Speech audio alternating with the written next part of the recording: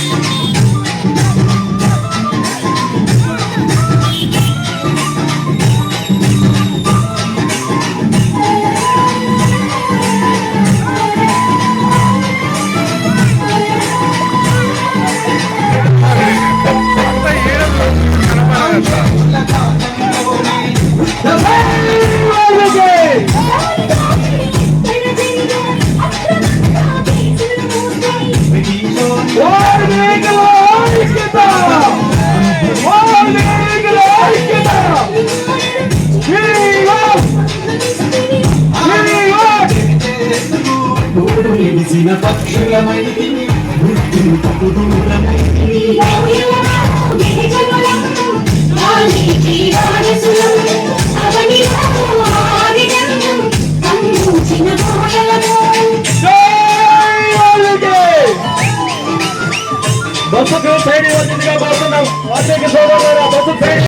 మహాసభకు విచ్చేసిన వాల్మీకులకు అందరికీ పేరు పేరు ధన్యవాదాలు తెలియజేసుకుంటూ ఈ రోజు వాల్మీకులు కష్ట సుఖాల గురించి, వాల్మీకుల్లో పోరాట ప్రతిమ గురించి, అలాగే వాల్మీకులు ఎలా మోసపోయామో, వాల్మీకులు ఎంత ధైర్యవంతులు ఉన్నారో, వాల్మీకులు దేశానికి ఎంత సేవలు చేశారో, బ్రిటిష్ కాలం నుంచి కూడా, రెడ్ల దగ్గర నుంచి కూడా, రాజుల కాలం నుంచి కూడా ఎంతమంది ఎలా సేవ చేసి నష్టపోయామో ప్రముఖులు ఎంతో మంది క్లుప్తంగా వివరించారు.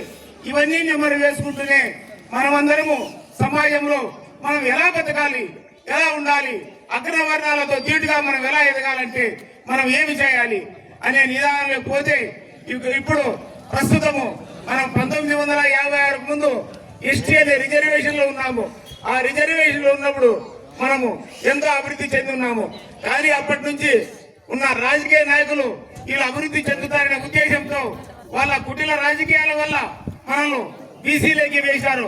అప్పటి నుంచి మనకు కుల వృత్తి లేక, ఏ పని చేసుకోలేక, ఏమీ చేసుకోలేక, ఏ రెడ్డు, ఏ నాయుడు, ఏ గలాట్లు పెడితే వాళ్ళ దగ్గరికి పోవడము, వాళ్ళు కొట్టుకోమంటే కొట్టుకోవడము, వాళ్ళ ఇళ్లలో పండుకుంటే మనం చేయలేము. ఈ విధంగా మనం కాలయాపన చేసుకుంటూ వస్తున్నాము. ఇప్పుడు అవన్నీ గమనించుకొని మనలో కూడా కొద్దిగా విద్యావంతులైతూ ఎస్టీ సాధించుకుంటేనే మనం అందరం బాగుంటామనే ఉద్దేశంతో ఇప్పుడు ప్రతి ఒక్కరు 50 ఏళ్ళ నుంచి పోరాటాలు చేసుకుంటూనే వస్తున్నారు. మధ్యలో అప్పుడప్పుడు నిద్రపోతూ ఉన్నారు. మళ్ళా ఎవరో వచ్చి అరే వాల్మీకులారా మేలుకొని మళ్ళా మేలుకొని మళ్ళా 2 ఏళ్ళు ఉద్యమాలు చేసేది, మళ్ళా కొందరు చనిపోతే మళ్ళా సైలెంట్, ఈ విధంగా జరుగుతూనే పోతుంది.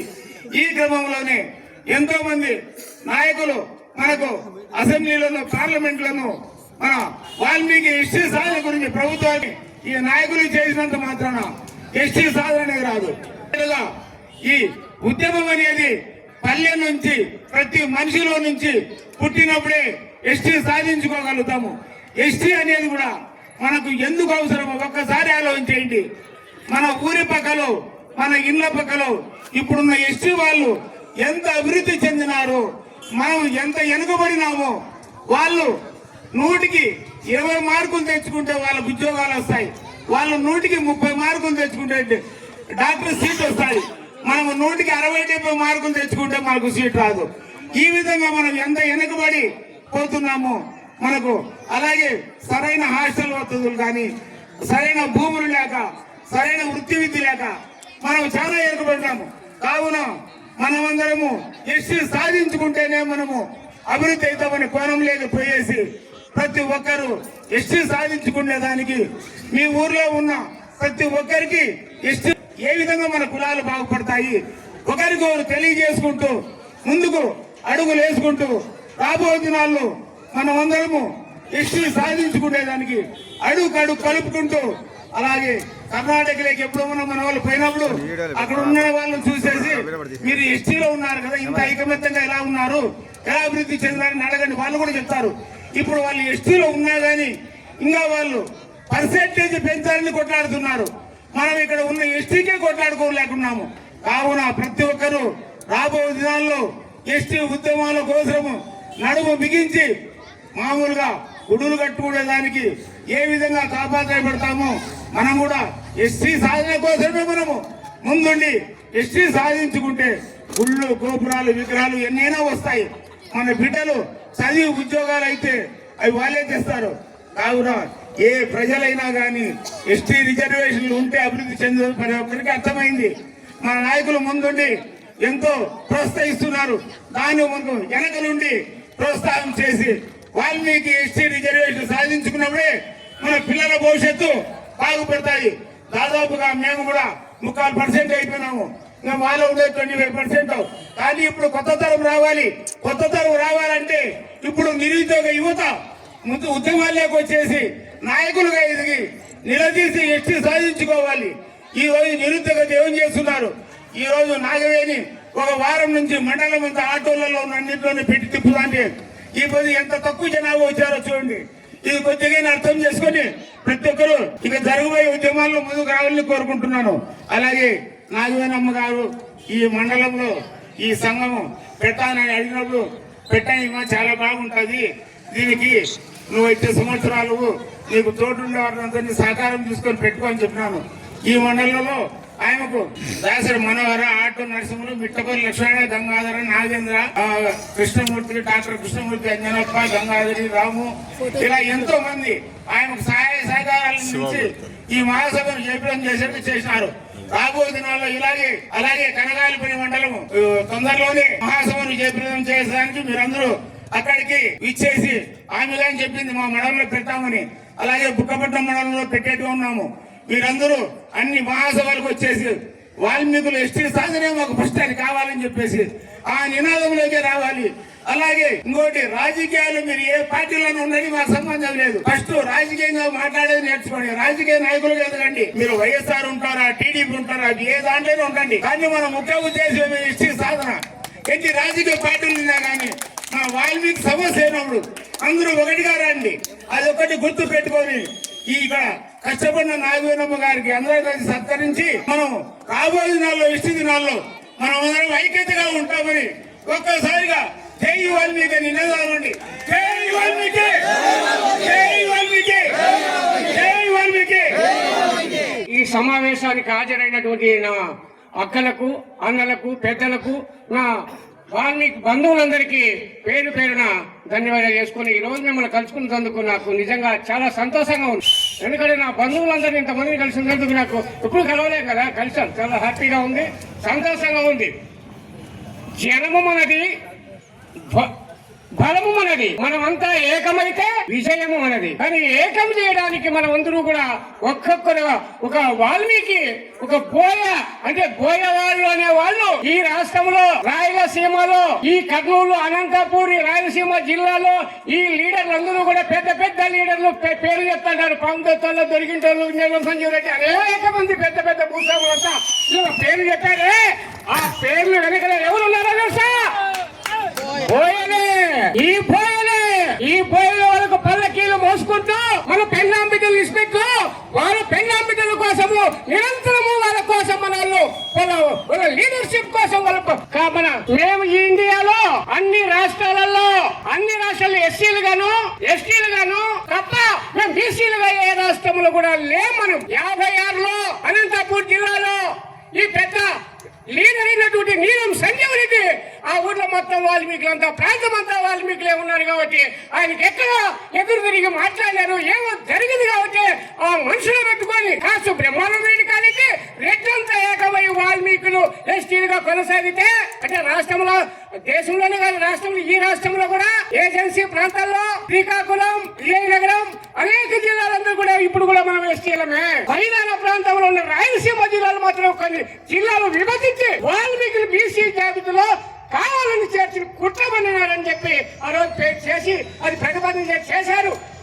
అదే 60లో దామోదరం సంజీవ్ ముఖ్యమంత్రి కూడా ఈ రెడ్లంతా ఏకమై మన వాల్మీకి అన్యాయం చేశారు, ఈయన యథాతథం చేయాలని చెప్పి దామోదరం సంజయ్ ముఖ్యమంత్రి కూడా మనకు అనుకూలంగా మాట్లాడిన సందర్భాలు, ఆ సాక్ష్యాలు కూడా మన దగ్గర ఉన్నాయి. మరి ఇంత మీకోసం ఈ రాయలసీమలో మా పెళ్ళాం బిడ్డలు పెట్టి మిమ్మల్ని లీడర్లు చేసి మేము సచ్చేది మేము, జైలు పోయింది మనము, అనేక ఇబ్బందులు వచ్చి పెద్ద పెద్ద లీడర్లు చేస్తే ఈ రోజు కూడా ఎస్టీలుగా మమ్మల్ని పునరుద్ధరించండి, యథాతథం చేయండి, కొనసాగించండి అని చెప్పి ఎన్నో ఏళ్ళుగా ఇప్పుడు దాదాపు 60 సంవత్సరాలుగా పోరాటం చేస్తుంటే వాల్మీకులు చైతన్యవంతులైతే వీళ్ళకి ఎక్కడ ఎస్టీలు వచ్చారో ఉద్యోగాలు వస్తారో ఎక్కడ బాగుపడతారో అని మనల్ని కుట్టబడుతున్నాం. మనకి ఎవరైతే ద్రోహం చేస్తున్నారో వాళ్ళ పరిచయం మనం వస్తున్నాం. నేను ఇప్పుడు కూడా 2014లో ఇదే ముఖ్యమంత్రి చంద్రబాబు నాయుడు కూడా మన వాల్మీకులతో కర్నూలులో ఖచ్చితంగా నేను ముఖ్యమంత్రి అయిన తర్వాత వాల్మీకులు ఎస్టీలుగా కొనసాగించే బాధ్యత నేను తీసుకున్నానని చెప్పి ఆ రోజు కర్నూలు నాయుడు మాట చెప్పాడు. ఆ మాట చెప్పిన ప్రకారం తీర్మానం చేసి ఇది ఢిల్లీకి పంపించినాడు. అయ్యా, ఈ దేశంలో వాల్మీకులు అనే వాళ్ళు ఎస్సీ ఎస్టీలుగానే ఉన్నారు, కావాలని కుట్ర పడినారు కాబట్టి పునరుద్ధరించాలని చెప్పి నేను కూడా ప్రతిపాదన చేస్తే అక్కడ కొన్ని లోపాలు ఉన్నాయి. దీంట్లో మీరు పంపించిన దాంట్లో సరైన మీరు చెప్పిన అంశాలలో సరైన పొందుపరచలేదు. కాబట్టి ఆ పొందుపరిచి మీరు మన సక్రమైన సమాధానం ఇవ్వండి, ఖచ్చితంగా మేము చేద్దామని చెప్పి ఢిల్లీ నుంచి మన విజయవాడకు పదవులు వచ్చింది. అది విజయవాడలోనే ఆగిపోయింది. ఇప్పుడు మన వాళ్ళు చాలా మంది రాయలసీమలో వాల్మీకులు ఎంపీలు ఉన్నారు, ఎమ్మెల్యేలు ఉన్నారు.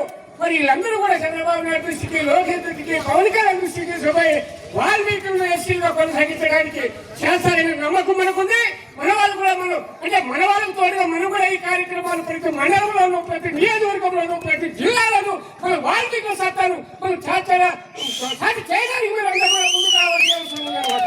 ఎందుకంటే వాల్మీకులు అనుకుంటే ఏమైనా చేయగలుగుతారు, వీళ్ళ నమ్మకమైన మనుషులు కాబట్టి నేను చేసి తీరాలనే వాళ్ళు కూడా ఉంది. గత ప్రభుత్వంలో కూడా ఇదే విధంగా మేము చాలా మంది ఆయన దృష్టికి తీసుకుని పంపిస్తే ఒక కమిటీ చేసి ఈ బోయిలంతా కూడా బాగా ఉన్నారు, ఈ చదువుకున్నారు, వీళ్ళకేం చేయాల్సిన అవసరం లేదు, 2-3 జిల్లాలు అయితే సార్ అని చెప్పి చేతులు ఇచ్చేసేటువంటి దుర్మార్గమైన పాలన మరి రాయలసీమలో అనంతపురంలో ఒక్క సీటు కూడా గెలుచుకున్న బోయిల సత్తా సాకారా లేదా?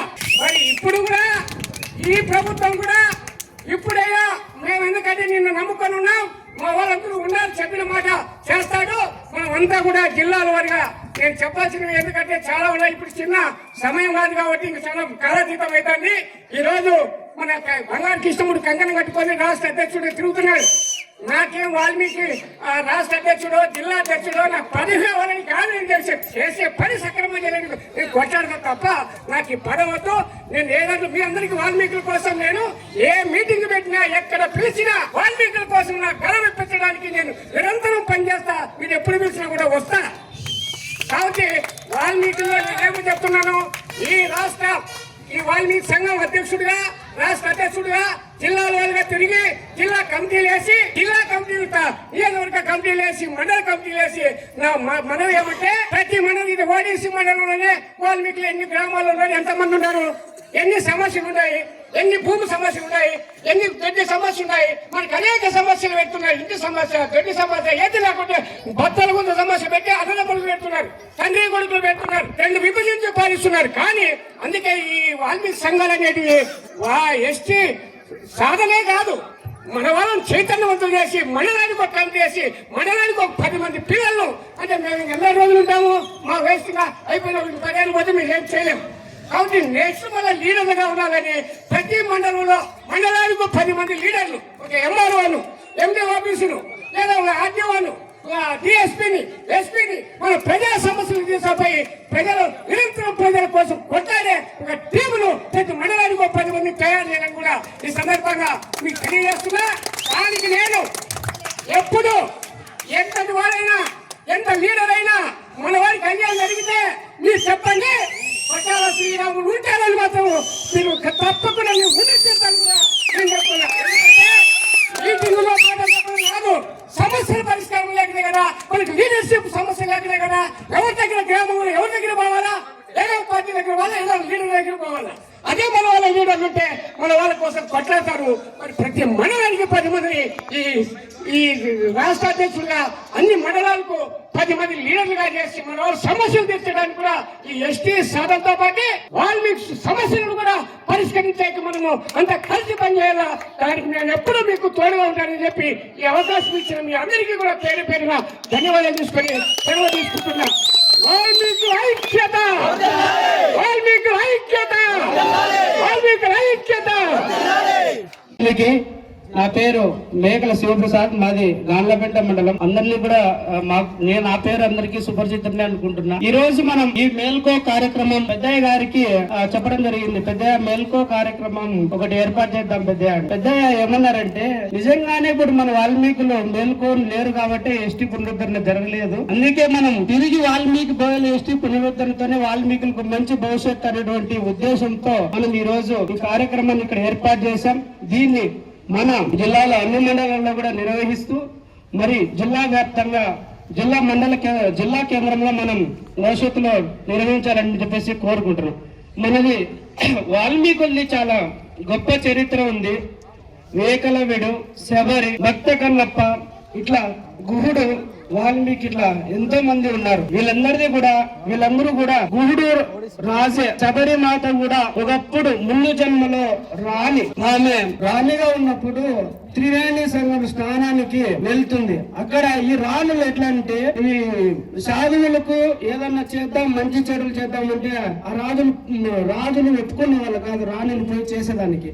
అయ్యో ఇదేం బతుకురా నాయన అని చెప్పేసి త్రివేణి సంఘంలో ఆమె, స్వామి నేను పేదరాలిగా పుట్టాలి, నలుగురికి సేవ చేయాలని చెప్పేసి ఆ త్రివేణి సంఘంలో దుంకి ఆమె మరణించి ఆ కోరుకొని చనిపోతుంది. తర్వాత ఆమె ఈ విధంగా శ్రీరామునికి కూడా ఎంగిలి పళ్ళు తినిపించింది అంటారు. కానీ ఎంగిలి పళ్ళు తినిపించింది కాదు, ఎండలో ప్రతి కాయ అంటే ఒక చెట్టుకు ఒక కాయ తిని అది బాగుందా లేదా చూసి ఆ చెట్టు కాయలు శ్రీరామునికి సమర్పించేది.